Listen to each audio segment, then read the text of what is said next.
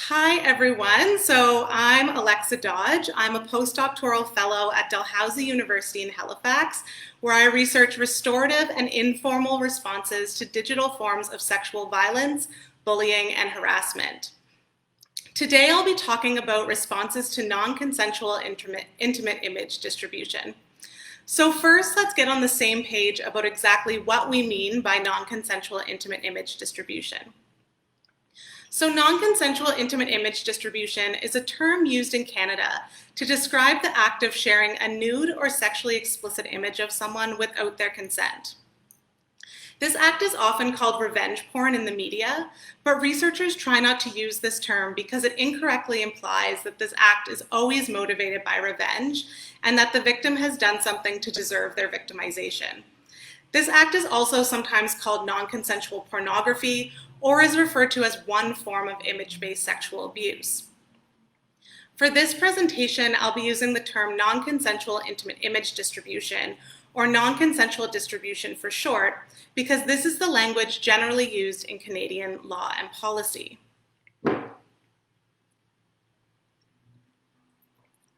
Media coverage of non-consensual distribution in Canada has made many of us familiar with this act. In some of these cases, images are shared in a context of intimate partner violence, where images are distributed for the explicit purpose of trying to embarrass and harass the victim. For instance, there have been cases in Canada where an ex-husband shared sexually explicit videos of his ex-wife with her family and work colleagues in an attempt to embarrass her and negatively impact both her work and home life. In other cases, the motivation for non-consensual distribution is less explicitly to harm. For instance, in several Canadian cases, teen boys showed each other nude images of their female peers in an ill-informed attempt to show off or to prove their sexual experience to other teen boys. Although we most often hear of cases involving men or boys distributing images of women or girls, research has found that men and boys are victimized by this act at similar rates to women and girls. One of the reasons we most often hear about cases involving female victims is because cultural expectations of women result in them often being more harshly judged when their images are shared without consent. However, it's important to continue to investigate men and boys' experiences of victimization as well, as cultural expectations for them to be strong and unemotional might make male victims less likely to seek support. Also, although we tend to most often hear about the victimization of heterosexual cis women, research has found that people who are LGBTQ are disproportionately victimized by this act. So the victims and contexts of this act are more diverse than many people are aware. This is all to say that acts of non-consensual distribution occur in a variety of contexts that it can include anything from an abusive ex-husband distributing images of his ex-wife, to teen boys and girls showing nude images of their peers to each other, to a woman non-consensually distributing images of her boyfriend's ex-girlfriend, to a man distributing images of his ex-boyfriend to work colleagues, to a man being extorted for money after sharing a nude image of himself with someone he met online. So those are all the different kinds of cases that we've seen here in Canada, and more. So now that you have a better idea of the range of circumstances in which this harmful act occurs, I want to talk about the options for responding to the harm of non-consensual distribution. So the response to non-consensual distribution that is most often talked about is the criminal law response. Non-consensual intimate image distribution became a specific criminal offence in Canada in 2015, although it was also sometimes responded to prior to this using pre-existing laws such as criminal harassment. The specific criminalization of this act has brought further attention to this issue and has allowed a wider range of cases to be more easily prosecuted. While some people have treated the criminalization of non-consensual distribution as proof that this issue is now adequately addressed, it is actually only a small amount of victims that seek support through the criminal justice system. While criminal law is sometimes a useful tool for this small amount of victims, the vast majority of victims are not using this option and are looking for alternative ways to address the harm of this act. So in the remainder of this presentation, I'll discuss some of the options and opportunities for responding to non-consensual intimate image distribution outside of the criminal law. So my research is interested in looking at what options are available to victims in Canada that are looking for support without reporting to police. The alternative option that I'll be talking about today is Nova Scotia's CyberScan unit. I'm currently writing a report on the CyberScan unit, and although I have several recommendations for ways that I believe the unit needs to improve, it also offers useful responses to non-consensual distribution that are currently used by many victims in Nova Scotia. If this kind of support was made available to all Canadians, I believe it would be in high demand. CyberScan is a unit within the Nova Scotia Department of Justice. The unit is tasked with assisting victims of non-consensual intimate image distribution and cyberbullying. This provincial unit was created in response to the Rehtaeh Parsons case, and it represents a first in Canada approach to responding to these cases through informal supports as well as education. I find this unit really interesting because it shows a rare example of a government offering a different kind of response to harm by providing options other than criminal justice. In my interviews with members of CyberScan, all of the CyberScan agents I talked to agreed that the vast majority of victims are looking for an alternative to a legal response. Because a criminal response is often seen as onerous, slow, not focused on victims' needs, and is bringing more and extended attention to the harm they are experiencing.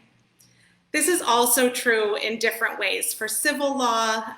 So in general, even though CyberScan offers options for helping victims navigate the civil and criminal law options available to them, they find that most victims are looking for an informal response. Additionally, on top of all the onerous reasons that people don't want to use criminal or civil law, many victims are also not interested in having the perpetrator criminalized or go through a legal trial, but rather want alternative options to help perpetrators to understand the harm they caused and to remove and stop sharing images immediately. So my research with CyberScan finds that what victims are most often looking for in the aftermath of non-consensual distribution is immediate help in having their images expediently taken down and emotional support from someone who understands the nature of this harm and will assure them that they are not to blame and that they are not alone in this experience. It is hugely important for victims of this act to hear that they are not at fault and that others who have been harmed in this way have found supports. In some cases, victims are also interested in having CyberScan contact the person who distributed the images to explain the harms they caused and the potential legal consequences. So in Nova Scotia, if someone has their intimate image distributed without consent, they can contact CyberScan to access support in learning how to remove or report images. They can talk to someone who understands what they are going through, and they can get emotional support and information on the options available to them. Unfortunately, this kind of support is not available to other Canadians. This kind of technological and emotional support line would likely be hugely popular if it were made available across Canada. I believe the Canadian government should look to CyberScan as an example of how to provide the support for this act that victims most want. Other countries have national support lines that provide supports that are similar to those that CyberScan offers. For instance, in the UK, the Revenge Porn Helpline provides victims with emotional support, reassuring resources, and immediate help with removing or reporting images. I believe that responses to non-consensual distribution in Canada should also consider the ways to educate bystanders about how to support victims of this act and how to avoid victim blaming and shaming responses that can really increase the harm experienced by victims. Victims of non-consensual distribution often say that the most harmful impact of this act was that friends, family, or coworkers judged them, blamed them, shamed them, or began to treat them differently.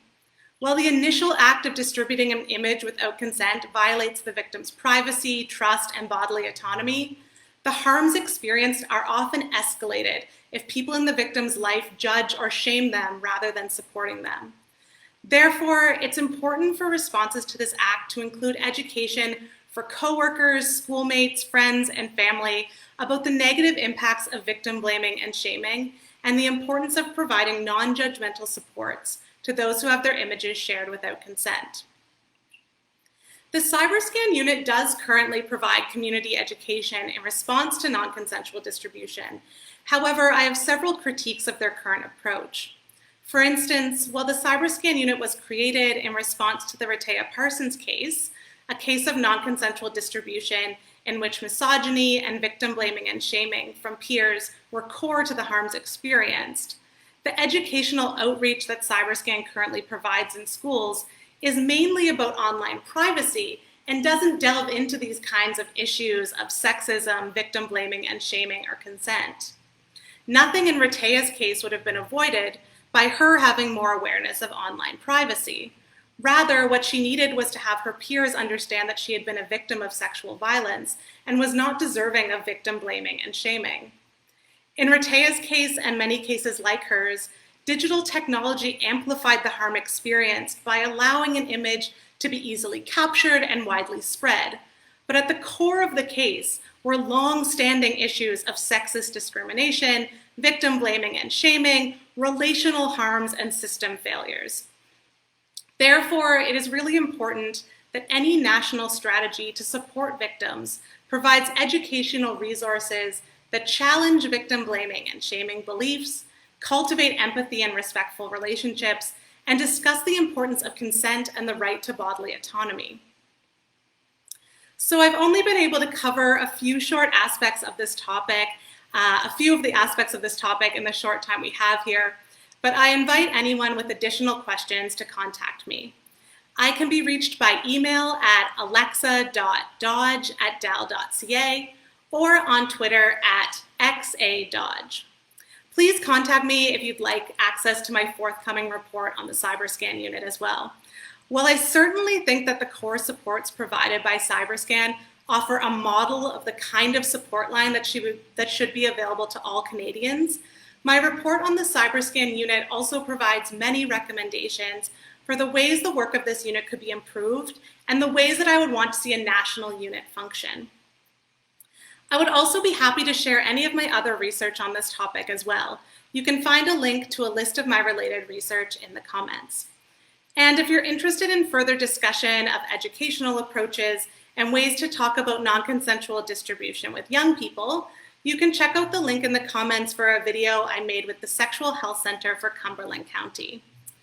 Thank you again for joining me. I'm so sorry about the mix-up at the beginning, the technological difficulties that led to a really late start on this.